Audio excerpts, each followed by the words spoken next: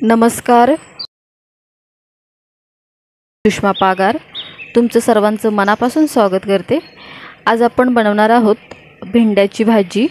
ही भाजी बनवण्यासाठी मी भेंडी रात्री पाण्याने स्वच्छ धुवून सुक्या कपड्याने साफ पुसून ते कट करून रात्री ठेवून दिली होती।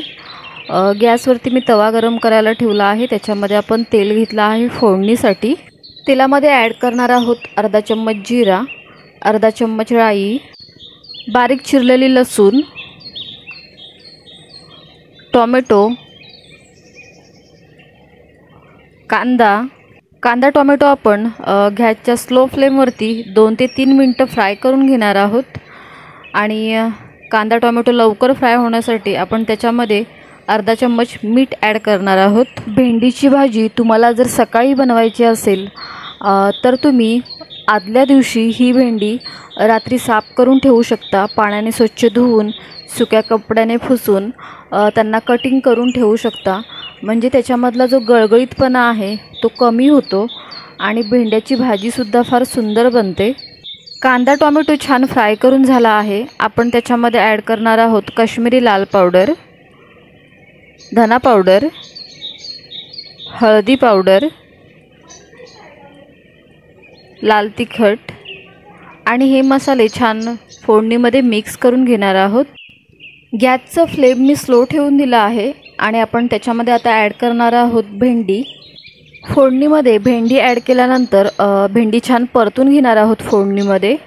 सकाळच्या घाईगडबडीत फारच कमी वेळामध्ये ही भाजी बनते। मी इथे ही भाजी बनवण्यासाठी लोखंडी तवा यूज केला आहे, कारण सुकी भाजी जर बनवायची असेल तर लोखंडी तव्यावरती फार पटकन बनते आणि ती परफेक्ट बनते। त्याच्यामुळे मी लोखंडी तवा यूज केला आहे। भाजी आपली जवळजवळ शिजत आली आहे। आपण आता ह्या भाजीमध्ये मी मसाला ॲड करणार आहे। त्या मसाल्याचा व्हिडिओ मी यूट्यूब चॅनल पेजवरती आधीच अपलोड केला आहे, तुम्ही चॅनल पेजवरती जाऊन बघू शकता। आणि ह्याच्यामध्ये मीठ ॲड करायची काहीच गरज नाही, कारण की ह्याच्यामध्ये ह्या मसाला बनवताना त्याच्यामध्ये मी मीठ ॲड केलं होतं। मसाला छान भाजीमध्ये मिक्स करून घेऊया। वरून थोडासा लिंबू रस आणि कोथिंबीर ॲड करून बनवून तयार झाली आहे भेंडीची भाजी।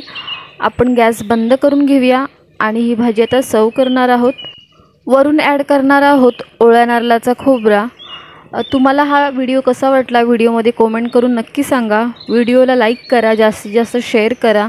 तुम्ही जर यूट्यूब चॅनल पेजवरती नवीन असाल तर चॅनलला नक्की सबस्क्राईब करा न विसरता।